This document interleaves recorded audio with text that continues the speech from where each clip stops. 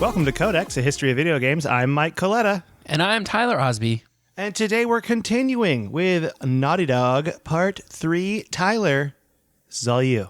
All right. So when we last left our fearless duo of Jason Rubin and Andy Gavin, they had just finished releasing all of the Crash games that they would ever release. So they had Crash 1, Crash 2, Cortex Strikes Back, Crash 3 Warped, and then Crash Team Racing.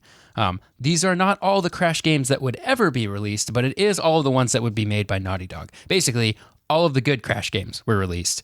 Don't go beyond that. The ones that are not made by Naughty Dog, they're not good. They're pretty bad. So, but the reason... hot take.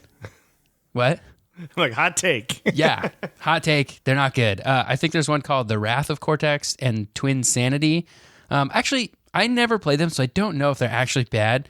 Maybe we could look up some reviews or something and find out. Do you want me to do that right now? Sure. While you keep going? Okay, Sure. We're a team here. This is a teamwork podcast. Yeah, they're not.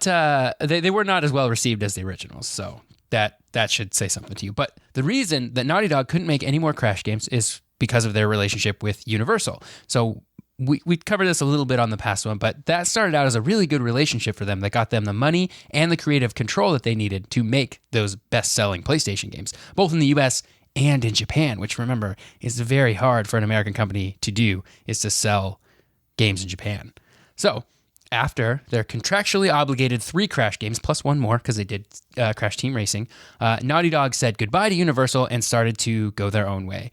But unfortunately for them, they didn't actually own the Crash character in that world and all the characters in it. So, because that was something that they had given up to Universal in their agreement when Universal was publishing their games. So they needed a new IP and they needed new characters for a new generation of gaming in the PlayStation 2. Sony was feeling pretty bad about the breakup too, because they'd gained as much out of Crash as Naughty Dog had, probably more to be honest, since Crash was like basically the Mario of the PlayStation for at least a few years there in the mid-90s. But Sony had put a lot of marketing power into Crash, and then it just kind of stopped because Naughty Dog stopped making them, and they were PlayStation exclusives. But when Universal took over the license, or took over development of the games, they were not going to be exclusive to the PlayStation 2. So Sony was like, well, we're not going to put money into promoting these games that are also on the Xbox. So they just sort of dropped Crash altogether, which is a real bummer for Sony. You ready for the reviews real quick? Yes, I am. Yeah, how do we do? So Crash Twin Sanity got a Metacritic score in the 60s, 66 and 64 on Xbox and PS2 respectively. Okay. The Wrath of Cortex got a 62 on GameCube, 66 on PS2, and a 70 on Xbox. Okay, so they were like, maybe They're if like you really mixed loved reviews. Crash. Yeah. They're not like bad stand games, out, though. but yeah, okay. But they're like, why would you play this when you could play any number of other awesome games? You'd have to be a real big Crash fan. Exactly. I think I still stand by your comment. And I'm not just saying that because we're podcast co-hosts and we have each other's backs. You know, I appreciate that, Mike. in the mean streets of audio recording. Uh-huh. Somebody's got to watch your back, and we watch each other's backs. That's right. I'll be your podcast wingman anytime. Okay, so Sony had to drop Crash altogether, and once again, they turned to Naughty Dog to make them a character and a system seller for the PlayStation 2. But making games for the PS2 was way more expensive than the original PlayStation, and the studio was still growing. Crash sold like hotcakes and gangbusters at a Jaybird tournament hosted by John Glames. That's how good that's how good Crash was. Wow. That could be a t-shirt. Sure could. Hotcakes and gangbusters at the Jaybird Jaybird tournament hosted by John Claims. I would wear that t-shirt. I would wear that t-shirt too, you know? Yes. that would be great. A Jaybird I'll tournament look would be into really it. fun. Yeah. I'll look into it. Thank you. Well, of course, I'm never going to say that because I play Jaybird every day. Why would I say course. I've never played the game? I play it every day, obviously. He's playing it right now. Yeah, we play it as we record. It's kind of like a meditative thing we do, you know, to have something going on in the background. Yep. So Crash was selling exceptionally well, and Naughty Dog was growing. Like, this kind of spurred an expansion in the company, and they were just growing like crazy. And they needed a lot of money, and they didn't know where to get it. So after a drunken night in Tokyo, shortly after the release of Crash Team Racing, Kelly Flock, who basically ran Sony Computer Entertainment America at the time, he said, so when are you selling the company? And they were like, what? Why would we sell the company? We just made the biggest selling game in the world. We're not in trouble. But they kind of were. And Kelly just said, basically, like, because you made the number one game, there's nowhere to go but down from here. Dang, dude. Yeah, that's rough.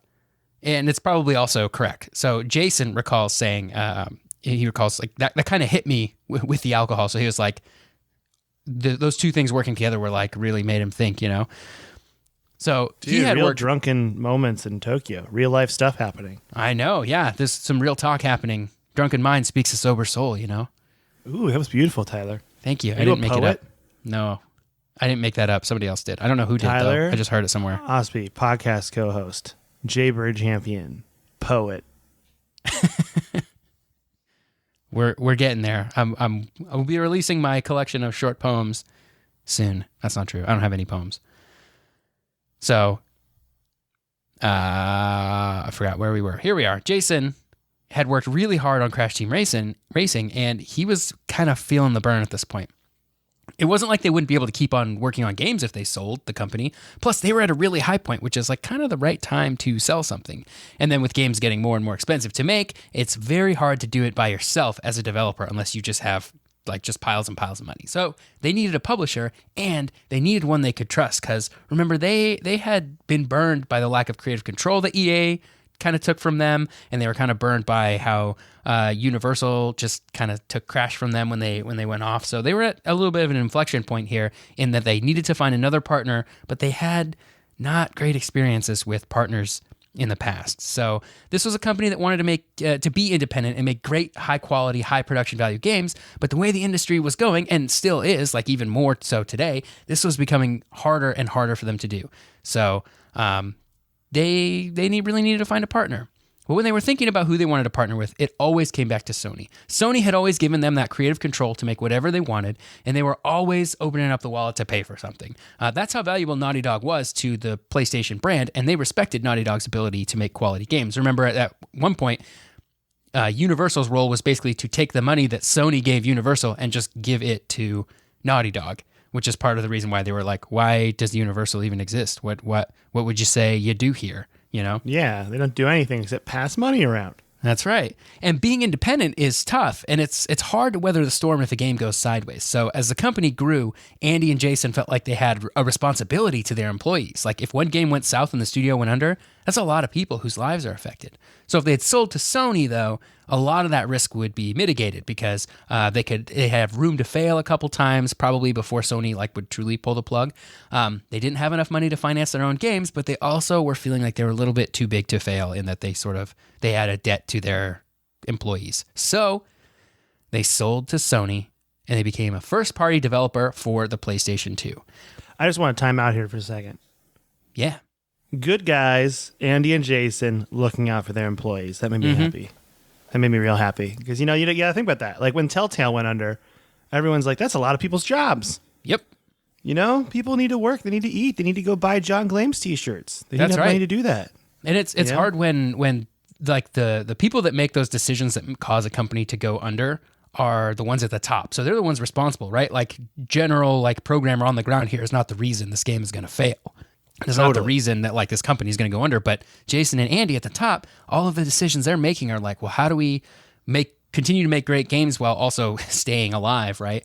And those can be some hard trade-offs and hard decisions. So by selling to Sony, they get a bunch of money.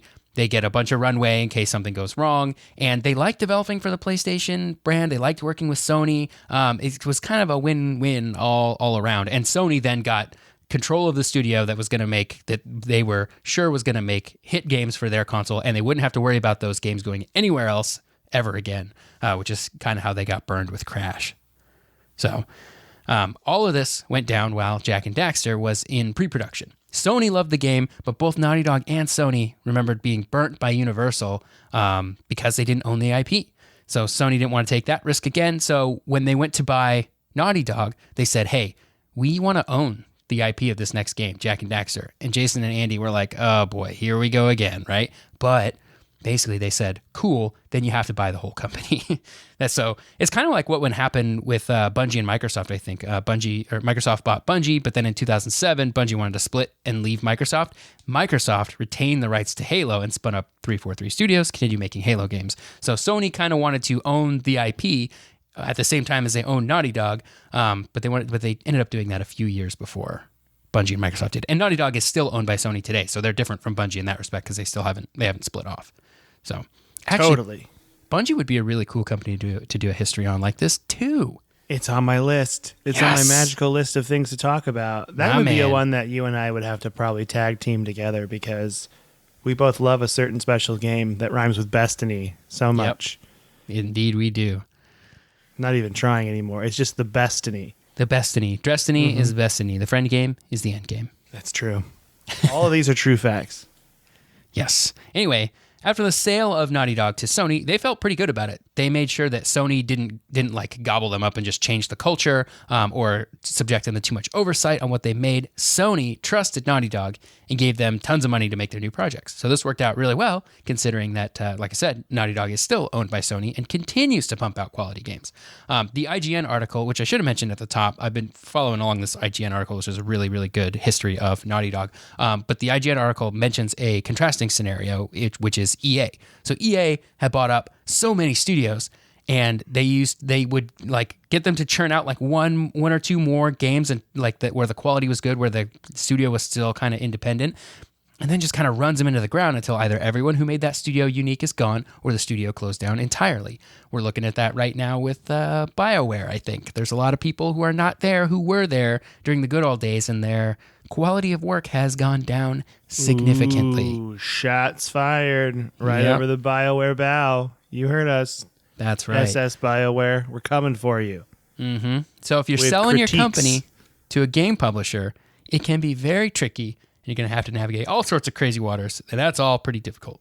So we may never know how much they sold to Sony for, but I think Sony got the better deal out of it because they didn't negotiate with Jason and Andy after the first offer. So Jason and Andy were like, we're worth this much. It's going to cost you $1 bajillion to buy us. And Sony was like, oh yeah, that sounds great. So probably Sony got the better deal out of it. And like 20 years later, it was probably a pretty good move for both of those studios because Naughty Dog continues to make awesome games and Sony continues to own them and make money off of those awesome games. What's it called? Okay, in biology. Yeah, we're getting to science right now in this podcast, everybody. When there's like a parasitic relationship, you know, where like a parasite is on your, like a leech or something like that. You know, they're just taking from you. But there's also one called where it's like they help each other out. Symbiotic? Yeah, like the sucker fish on like sharks and stuff. They're cleaning them, or whales. It's like that. I think it's called symbiotic relationship. Now I'm going to look it up. I'm Googling this. That's what that made me think of that because Naughty Dog are a special. Oh yeah. Ooh, so, nice. Wikipedia has symbiotic relationships are a special type of interaction between species, sometimes beneficial, sometimes harmful. Okay, so symbiotic relationship is neutral. I wonder if there's a like parasitic is the bad version, and maybe there's another good version. Yeah, I think we're gonna say symbiotic, but there's a relationship there between Sony and Naughty Dog where they're helping each other out. Yeah, that's right. Sony brings the money, and so does Naughty Dog, just in a different way. That's our new segment called Really Half Spun Out Science with Tyler and Mike. What can we Google real quick? I don't even click on a thing on Google. I just read the top of Google when that came out. So that's the kind of research you're getting out of it really sounded to me like science. You got a PhD in Googling. That's what it sounds like to me, my friend. That's right. Man, I bet I could get a degree in Googling. I'm pretty good at Googling. You know all those like search things where you put quotes around it to make sure you get certain parts of it are the exact way and all that stuff? Yeah, and you can search like date ranges and stuff. Yeah. Gosh, you are good at Googling. Sorry, I just got distracted by this symbiotic relationship between Sony and Naughty Dog. Yeah, they are making a lot of money together. So that's a bit on Naughty Dog as a company, but let's talk a little bit about their next game, which is the Jak and Daxter series. So in 2001, I love the Jak and Daxter series, especially the first and third ones. You should. They're great. I'm such a noob. Look at me not playing Jak and Daxter. They are fantastic. But in 2001, the mascot platformer was kind of on its way out. Those games still did decently well at this point, but the kids that had grown up playing those in the 90s kind of wanted a little bit more. And Jak and Daxter, the first game, wasn't really that, but it was just so good that it's still worth playing. Jak and Daxter was sort of the culmination of all the platformers that had come before it. It had these large, spacious open worlds. It had tons and tons of collectibles. It had fun challenges that broke away from the platforming. So there's like stuff that's a little bit different. And it had two fun, quirky characters in Jak, who's like an elf-like human thing boy, and his partner and best friend, Daxter. So Daxter, at the very start of the first game, so we're in spoiler territory here, like the first cutscene of the first game. Whoa. Daxter is a elf human boy too, and he falls into a pit of black eco when the boys are out exploring areas they shouldn't, and it turns him into an Otzel, half otter, half weasel. So That's adorable. Yeah, it is adorable. He's snarky and witty, and he cracks all the jokes, and Jak is the silent protagonist who just does the running and jumping. So basically, the storyline of the game is those two are looking for help turning Daxter back into human form, and they kind of discover a scheme of people trying to take over the world, yada, yada, yada. Let's save the world. It's going to be great. They do a lot of running and jumping in order to save the world. It's so fun. I love Jak and Daxter. It reminds me a lot of Banjo-Kazooie on the N64. So kind of given how Banjo-Tooie had turned out, which was like not great, which we can get into in another episode of the podcast. I think the original Jak and Daxter can be thought of as kind of the sequel to Banjo-Kazooie. It's awesome. And one cool thing about this game is there are no loading screens. All the levels are like streamed in seamlessly while you play. So navigating from one world to the next in between hub worlds and stuff is very smooth and fun. There's no interruptions in gameplay. How do they do that? There's a lot of trickery with like, you're walking down a long hallway and then there's like nothing going on in this hallway, and then you turn the corner and it's like bright and open. Kind of like, you know how when you go into like a lost sector in Destiny and there's like always long windy hallways that get to before the actual lost sector? Those are the loading screens, you know? And like in Jak 2, there's a lot of, well, I'm probably the first one too, but like there's a lot of doors that take a long time to open. Because the area behind it is loading. So it's not that the game doesn't have to load. It's just they mask it very cleverly with in-game stuff. You never lose control of the game. You know what that's like, Tyler? That's like when you go to a theme park and they have like, they want the line to feel like it's part of the ride. Yeah. So they have all the stuff for you to look at. It's just like that. Yep. They're taking lots of cues from theme park developers. The art and style of Jak and Daxter was designed to appeal super broadly across all ages and cultures. The characters had some kind of anime styles to them, and then there was like really bright, colorful artwork, make it appealing to children, but then some of Daxter's jokes were like suggestive enough that kids wouldn't get them, but adults would get them, you know, like when you go back and watch a movie like Shrek years later when you're an adult, you go, oh, wow, there's a lot of humor in this that was for mom and dad. Some mom and dad humor. Yeah. So the team had an early prototype of the PlayStation 2 to start development even before they were owned by Sony. Sony knew the studio would make a hit, and so they wanted to make sure that they had the hardware they needed to recreate the success of Crash on the PlayStation 2. So current co-president Evan Wells tells a story in the IGN article about getting the PS2 into the country. So, quote, at the time, they couldn't even import the machines. It couldn't get through customs. It was this supercomputer. It had to be searched and made sure that you're not using it for nefarious purposes or something. They actually had to sneak it in. They sent us to the airport and we had to drive over into some weird warehouse to pick it up and take it back to the office, end quote. Secret agent stuff. Yeah. Because I do remember, and maybe some of this is like Sony marketing embellishing, but I do remember there being this like, oh, imports on PlayStation 2s are restricted because it's just so powerful. Someone could use it as a supercomputer. We talked about this. Yeah. We talked about this when we talked about the PS2 because was it Steven Spielberg that said like there was some movie director that was like all of the special effects I've used for computers before are not as powerful as like the PlayStation 2 by itself. Yeah. Like all the computers I've used combined or whatever. Yeah, it's so funny. I don't know how much of that is actually true and how much of it is like Sony sort of embellishing, but there's also, I mean, Sony could also have gone to like the government and been like, hey, you know, this new PlayStation 2 is so powerful. It could be used for bad things. I think it's Sony marketing babble is what it is. Yeah. It's pretty funny though. I like that. Boulder Dash. That's good That's like good marketing, you know what I mean? Like to get, and then because then it was in news stories of like, this is how powerful the PlayStation 2 is. I just love that. That's why we say Jaybird is so hard. It's for real gamers only. That's right. So because people are like, I'm a real gamer. I can play Jaybird. I can do it, guys. I'm coming to this tournament, and John Glames is going to host. He's going to be there in his secret agent trench coat, and everything's going to be great. And I'm wearing a shirt that says the friend game is the end game. The prize money is hotcakes and gangbusters. Just pizza, and then not pizza, pancakes. Oh yeah, I think a hotcake is pizza. By the way, I didn't tell you guys that. Didn't tell everybody that. I'm losing my mind.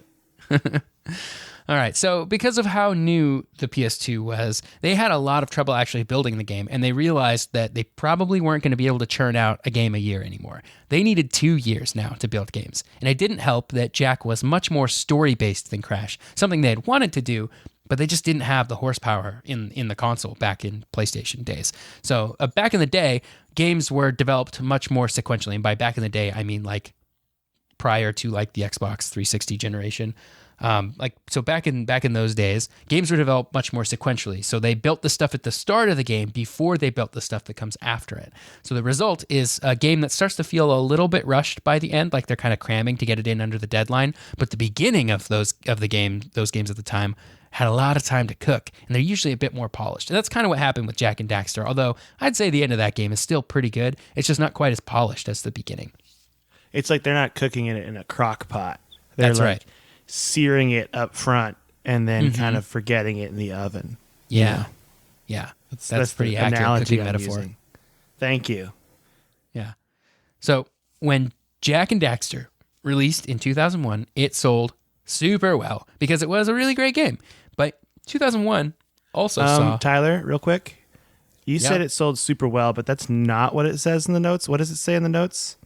It says hotcakes and gangbusters. Thank you. I feel like we talked a lot about hotcakes and gangbusters, and I didn't want to... I don't think we've talked enough about it, honestly. Okay. Well, you're right. So when Jak and Daxter was released in 2001, it sold like hotcakes and gangbusters. There it is. You know, there's people that come to this podcast for a specific reason. That's the language we use, okay? You're right. I'm sorry. If I've disappointed you, the listener, I apologize. That's why I got hotcakes and gangbusters as a neck tattoo yesterday. Did I tell you that? Just right across the side. Wow. Yep, it's crazy. Just right. Holy moly. That's I'm incredible. just not going to be employed by anyone for the rest of my life. And it's worth it, listener. It's worth it. Yep. But 2001 also saw the release of another game, Grand Theft Auto 3. Grand Theft Auto 3 is a game that would change the gaming landscape forever. And it's left its mark on almost every single game that came after it. Like, we should really do a GTA history sometime, especially GTA 3. Like, I think we could do a whole episode on GTA 3 and its impact on the industry. For sure. If I can do a whole episode on Fallout 3, we can definitely do a whole episode on GTA 3. For sure. There's so many like games, and I think Jak and Daxter series is a great example of this, but I think there are a lot of games like this where there's like a before Grand Theft Auto 3 and then after Grand Theft Auto 3. So we had all these like another one. Like gritty, realistic, violent games coming out, and it was like a very, very clear shift in tide for games. So the cute, fun games like Jak and Daxter and Crash were on their way out, and Naughty Dog could see that, and they didn't want to be left behind. So can I butt in real quick with a tangent? I'm trying to think of other timelines. Ocarina of Time was like that, probably, right? Do you think that was like a before and after, or no? Am I just making this up? No. Well, what I mean is like in-game series of like. This game came out before Grand Theft Auto 3, like Jak and Daxter did, and it was like all happy and fun. And then Grand Theft Auto 3 came out, and then Jak 2 came out after Grand Theft Auto 3, and it's a totally different game from the first one, much more similar to Grand Theft Auto 3. Oh yeah, because there isn't a Zelda game where like Link gets in a Corvette and starts drive-by shooting people. Yeah, not yet. But you can do a lot with mods on the if you play Breath of the Wild on an emulator on PC. There's a lot you can do there. So who knows? But work on Jak 2 started as soon as the first game was released. So this is typical for the time and probably still typical now. The gears that turn to make money never stop. And Naughty Dog were at a bit of a crossroads. they chose to go the dark and gritty route for Jak 2. And there were some fights over that, especially from Josh Scher. He's one of the lead artists at Naughty Dog. He wanted to do everything much more cinematic, and he needed to fight for resources to do that. Like, the cutscenes in Jak 2 are much more cinematic. They're really telling a story there. Because Jak 2 basically opens with Jak and the crew opening a portal, seeing lots of scary creatures and stuff come out of the portal, and then they launch themselves through the portal into another world. And this other world is a city. And Jak gets captured basically immediately, and he gets tortured for 2 years, getting dark eco injected into him. Daxter, who got away when Jak got kidnapped, he eventually saves him in this happens all in a spin-off game on the PSP that happens a few years later. But bada bing, bada boom, now Jak has all these special dark powers, and he can talk, and he's super mad at everything. That's interesting. That's a huge twist. It's a huge twist, yeah. And then once you get out into the hub world, it's like a hub world is a city with flying cars. So of course you can steal these cars and get around the city that way. So it's like very clearly like, oh, they saw GTA 3 and then they just wanted to make GTA 3 but with Jak and Daxter. And the storyline is just much more dark and gruesome than the first game. It's rated T for teen, so they really amped it up a bit. Are you 10? Sorry, can't play this game. Can't play this. Got to play the original Jak and Daxter. See you in 3 years, kid. That's what my parents would say to me because they wouldn't let me play games rated teen before I was 13. Really? Yeah. Oh. You know what? Good parents, though, looking out for their son. Yeah, I mean, it doesn't mean I didn't play games rated teen. I just didn't have them in my house. We're lucky, folks. We're here with one of the original bad boys of gaming, Tyler. Absolute mad lad. Playing GoldenEye before he was 13. You just toggling paintball mode on and off? Is that what you're doing? Yep. Gosh. Yep. That was a good trick for GoldenEye. Really was. Yeah. So Jak 2 was still super fun, and also the GTA elements they added, like while you could look at it and go, wow, they really just shoehorned all that stuff in. They were actually super fun too. So there's a lot of platforming. They added 4 guns that Jak can use at any time, sort of like in Ratchet and Clank. There was a lot of inspiration from Ratchet and Clank too, although not as cool as the weapons in Ratchet and Clank. Jak 3 released in October of 2003, about 2 years after the first Jak and Daxter game. It was generally well received by critics, although most agree that the game was super, super hard and not like in the fun Dark Souls way. It was just really hard. And to be honest, I never actually finished that game because it was too hard for me and I'm bad at video games. I should probably go back at some point and try to finish it again. No, it is true and it's okay. I've accepted it. I don't need to be good at video games. It's not a thing that I attach to my Destiny identity. with Tyler a lot, listener, and he's really good at video games. Don't listen to him. I have hundreds of hours on Destiny, so I'm getting better at it, but this was not a game that I was willing to put 100 hours into. One of the best people I've ever seen shoot aliens and watch progress bars go up. I'm saying here right now, on the record. That means a lot to me, Mike. Thanks. You're welcome. I got the friend game is the end game tattooed on my lower back yesterday. So, and Destiny is on the back side of your neck. Yep, that's right. Right there. Yeah. Both sides covered. Yep. Man, you got a lot of tattoos. I never had tattoos before either. I just got them yesterday. I knew what I wanted, and I just walked right in there to that mall tattoo shop, and I did it, Sometimes it just feels right, And then I was kicked out of Claire's Accessories. That's what I'm trying to tell you. Do they do tattoos at Claire's? Nope, but I did my own there. They used a mirror. In a Claire's, like, sir, this is a Claire's. You need to leave. And I'm like, I'm not allowed to go back to that mall ever again, but it was worth it. So Jak 2 did horribly in Japan. They really didn't like the darker tone that the second game took, and the sales showed it. Ruh-roh. Yeah. The first one did okay in Japan, but the second one was like, this is too American for us, I guess. I don't know. I wonder how well Grand Theft Auto 3 did in Japan. That's a really good question, and I'm going to Google it. GTA 3 sales in Japan. 120,000 copies its first week, roughly 300,000 copies sold in Japan. I don't know if that's good or not. I don't think it's great. That doesn't sound great, Yeah. Sounds like they should sell way more than that in Japan. Japan's a big country. Lots of people. Yep. But I mean, that's kind of the way it is, though, isn't it? Like, generally, like, don't Xbox games always pretty much do terribly in Japan? Yeah. I think American stuff in general just doesn't tend to do well in Japan. I get it, I understand. Yep. It hurts, but we'll get over it. It sold over 1 million in the UK. So I think those are similar in like size wise. Yeah, right? similar, I think. Yeah. Definitely. Okay. So here you go. By March 2008, Grand Theft Auto 3 had sold 14.5 million units worldwide, and so only 350,000 of those were in Japan. So that should say something to you. Anyway, Jak 2 didn't do well in Japan. It was so bad, in fact, that when they released Jak 3 a year later in 2004, they just didn't put it out in Japan. They just didn't even put it out. Wow. Yeah. Jak 3 was great, though. It had a lot of the same things that Jak 2 did. You could venture kind of a bit further outside the city now, and it was kind of covered in sand and sand dunes, and you needed a buggy to get across them. Apparently, Jason had been playing a lot of Smuggler's Run, which was a launch title for the PS2, also made by Rockstar. So Rockstar heavily influenced Jak and Daxter series in more ways than one. But anyway, Jak 3 upgraded a lot of systems from Jak 2. It made the weapons cooler, and it was just generally considered a better game. It wasn't as hard as Jak 2, which meant that I could finish the game. It kind of had a satisfying ending, as I recall, and now I'm thinking back, I was probably like 14 or 15 when I played this game, so, maybe it wasn't all that great. But there were some cool twists there as to like who the characters are and stuff like that was very fun. I don't want to spoil it because it actually was pretty good. No spoilers here. Unless No you want spoilers, the first cutscene of Jak and Daxter, then we will spoil that. We will spoil that, yeah. But the cover of Jak and Daxter spoils that one, so, It's true. Yeah. So now with Jak 3 out the door, they took some time to be introspective, and what Jason and Andy decided was that they were not the right people to run the company anymore. It had grown too big and too large to manage in the same sort of scrappy startup way that they'd managed it in the beginning.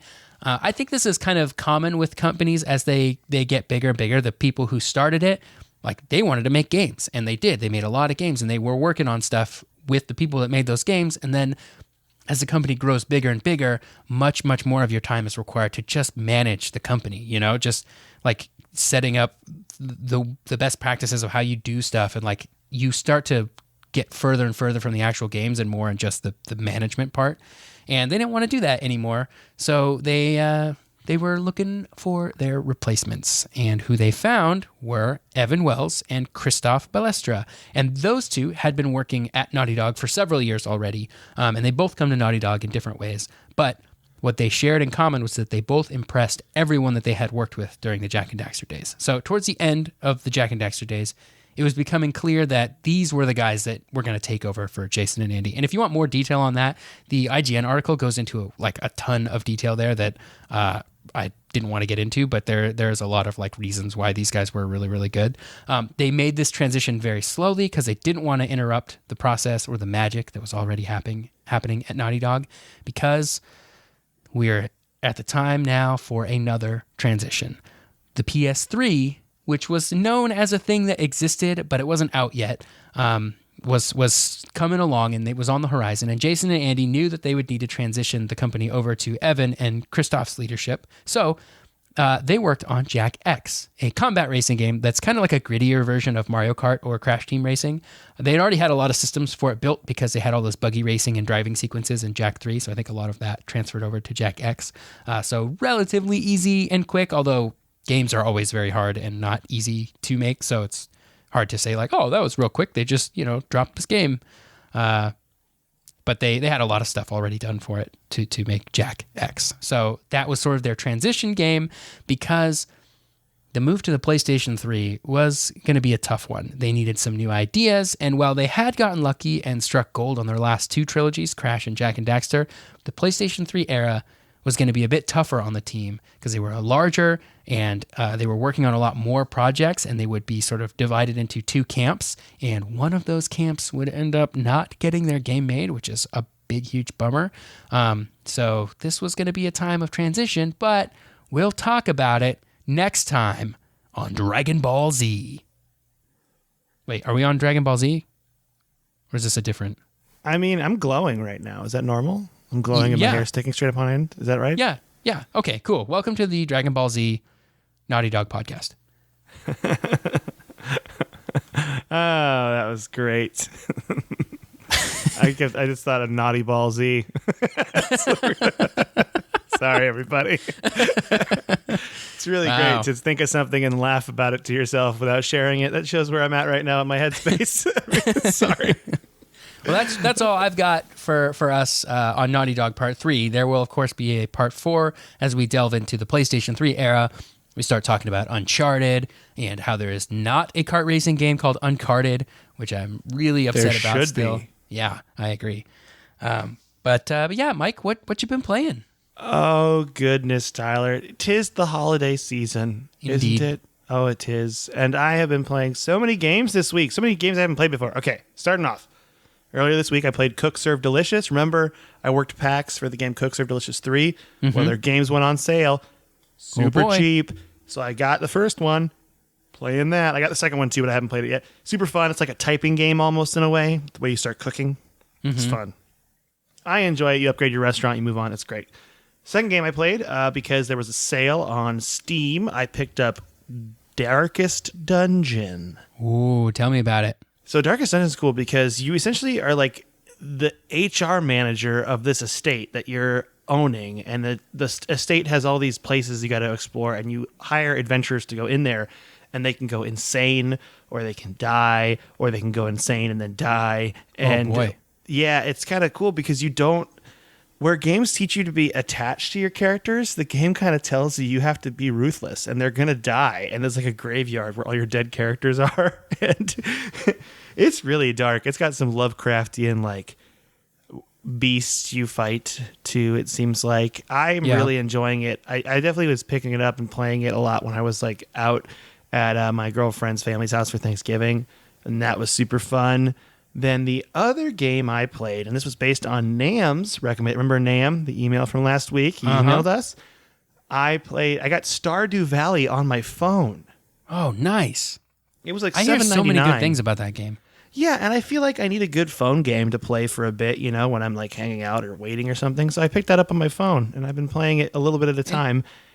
It's pretty low stress too, right? Like you just pick it up, put it down. Yeah, you just pick it up, put it down. The only thing is you have to save your day by going to sleep. So I usually like do a day, and I like run around the town, and I do things, and I catch fish, and I clear out my farm, and I plant crops. I've only played like 4 days. It's not that crazy, but it's relaxing. It's fun, and there's all sorts of mysteries to explore.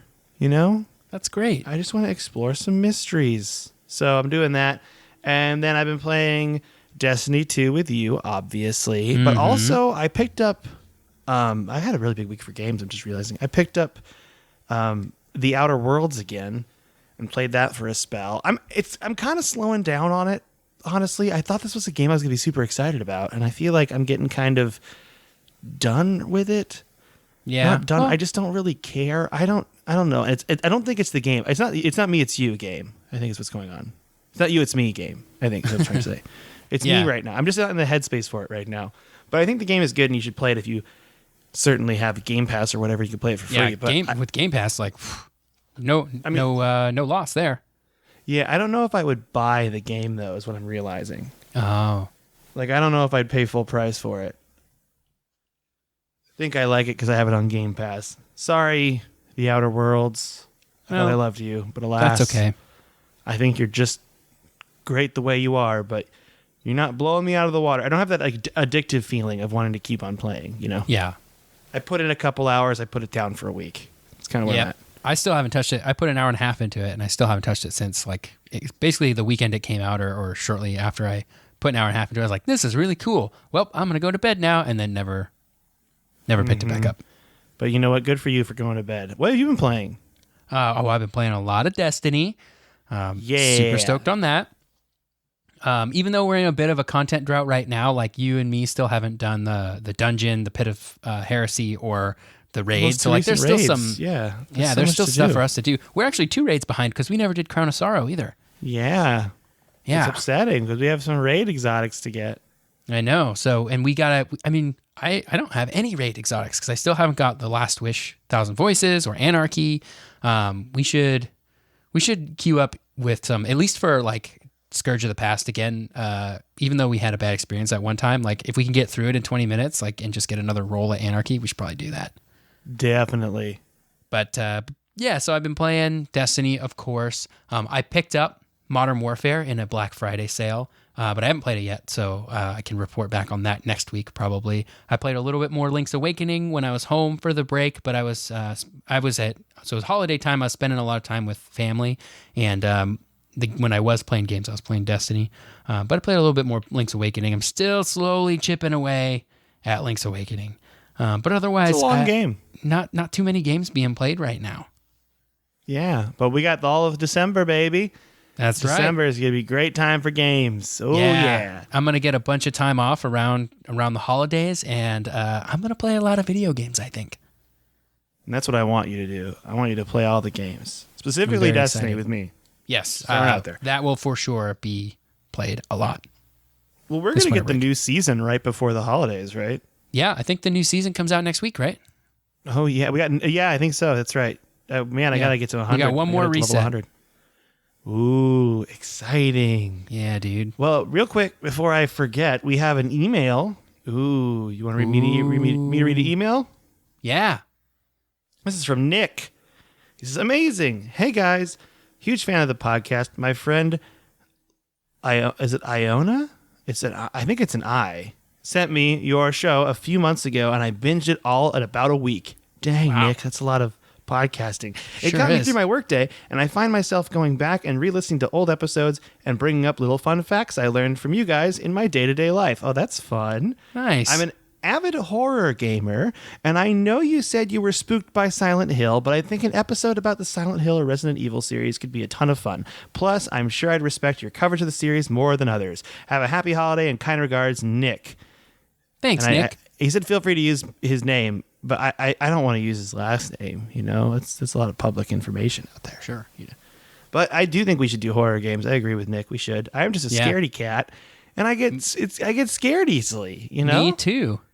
Maybe we should play them together while holding hands. Is that what we should do, Tyler? Idea. All right, you know what? I'm going to fly down to Tyler. We're going to play all of the Resident Evil and Silent Hill series, holding hands, not working, making no money. Let's do it. But if you want to send an email to us, you can do that at codexhistorypodcast@gmail.com. Thank you, Nick, for sending that email to us. That means the world.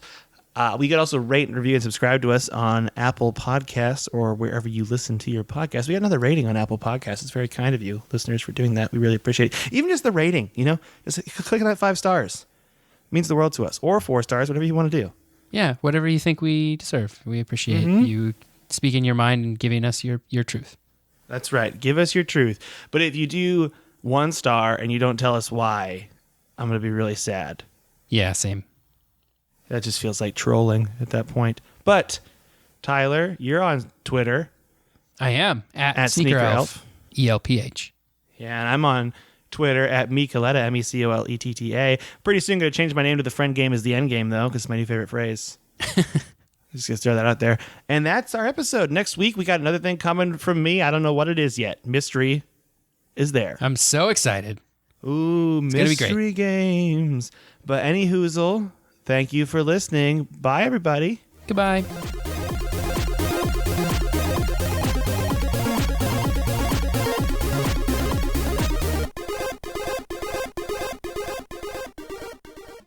So, excuse me. We may. You can just start from the top. I'll edit that out. I'll grab it. I'm laughing so hard. You shouldn't be drinking Diet Coke. I'm drinking Diet Coke too. Oh man, now I want to leave this in. It's behind the scenes. It's okay. All right.